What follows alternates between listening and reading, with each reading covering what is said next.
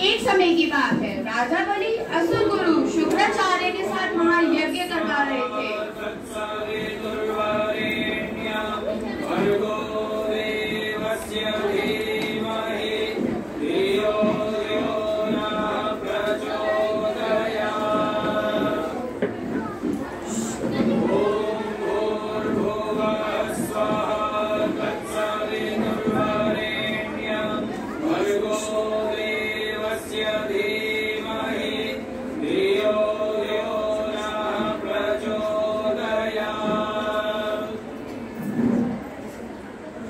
समापन की आहुति डालो वत्स।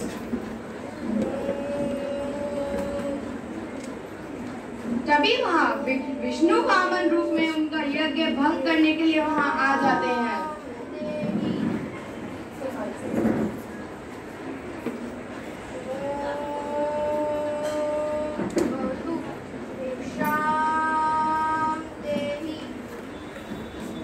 कहाँ जा रहे हो वत्स?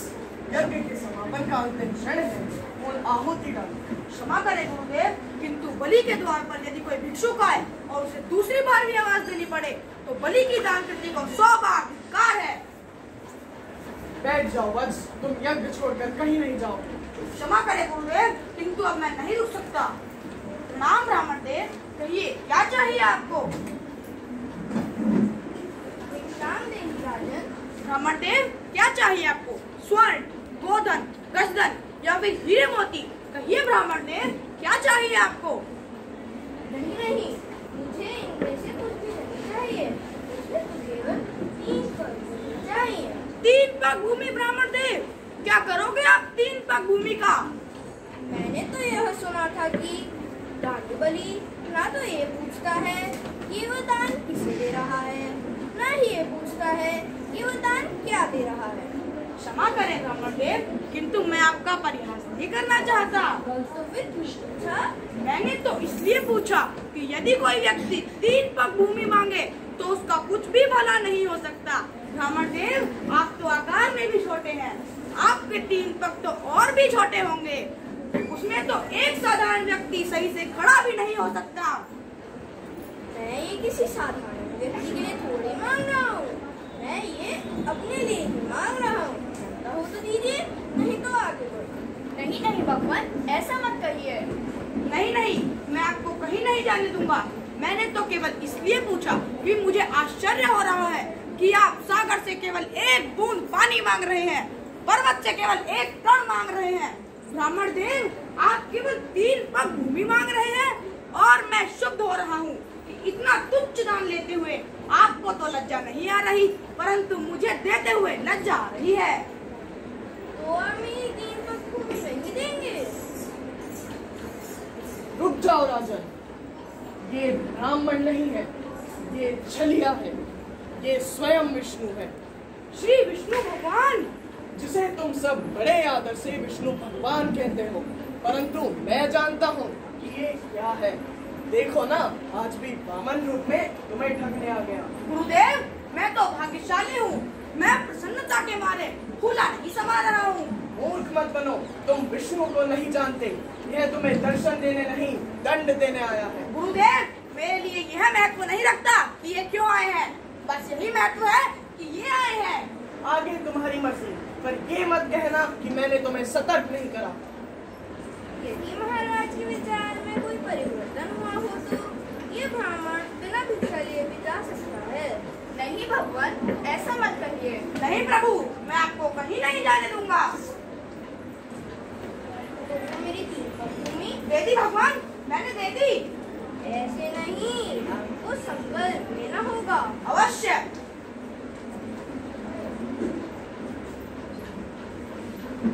लीजिए, मैंने संकल्प ले लिया। मेरे अहोभाग्य कि समस्त संसार को सब कुछ देने वाला आज मुझसे केवल 3 पग भूमि मांग रहा है। लो वत्स, अब मैं 3 पग भूमि लेने जा रहा हूँ।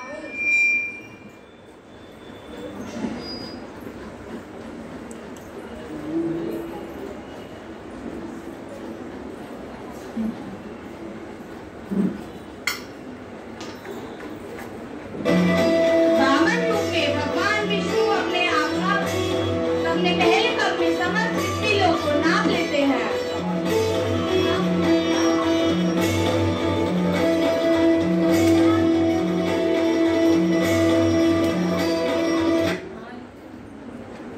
हे बलि, मैंने पहले पग में समस्त धरती और पाताल को नाप लिया है।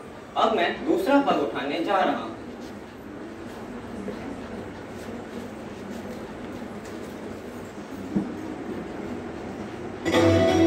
दूसरे पग में सारे नक्षत्र ब्रह्मांड को अपने अधीन कर लेते हैं।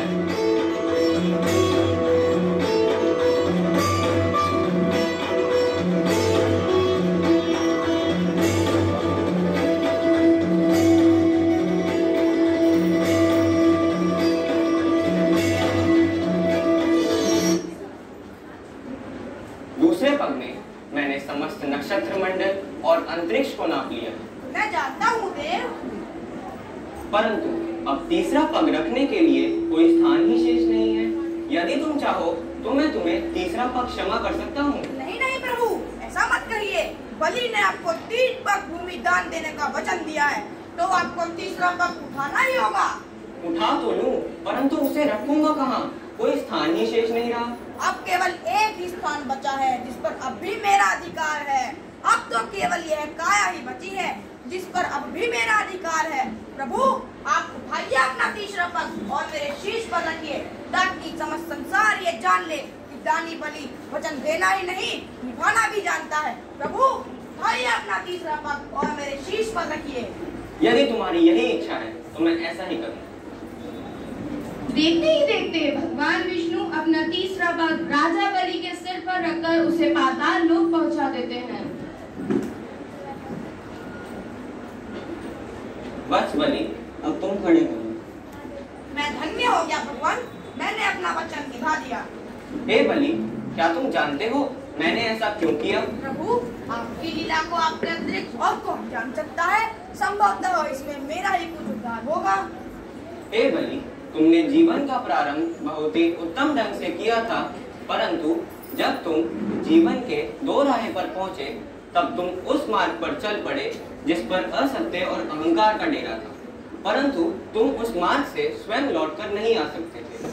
तुम्हें केवल ईश्वर ही सत्य के मार्ग पर ला सकते थे। इसलिए मैंने वामन रूप धारण किया। तभी देवी लक्ष्मी वहां प्रकट हो जाती है। जिस प्रकार दीपक की रोशनी के सामने जिस प्रकार सूर्य की रोशनी के सामने दीपक का कोई अस्तित्व नहीं और वह बुझ जाता है, उसी प्रकार प्राणी को भी यह जान लेना चाहिए कि ईश्वर की शक्ति के सामने उसका कोई अस्तित्व नहीं और उसे अपना सर झुका लेना चाहिए। अब तुम्हें सत्य का ज्ञान हो चुका है वत्स। मेरा सिर झुक चुका है माते। इसलिए हम भी तुमसे प्रसन्न हैं। हे बलि, तुमने दान दीक्षा का ऐसा उदाहरण दे दिया है जो समस्त संसार में भुलाया नहीं जा सकता। तुमने अपनी प्रजा को न्याय दिया, परिवार को स्नेह दिया, परंतु तुमने केवल एक ही भूल की थी। तुम अपने अहंकार में इतना लिप्त हो गए कि तुम अपने आप को ही सर्वश्रेष्ठ समझने लगे। परंतु अब मेरा लक्ष्य पूरा हुआ। तुम्हें तुम्हारी भूल का एहसास हो गया।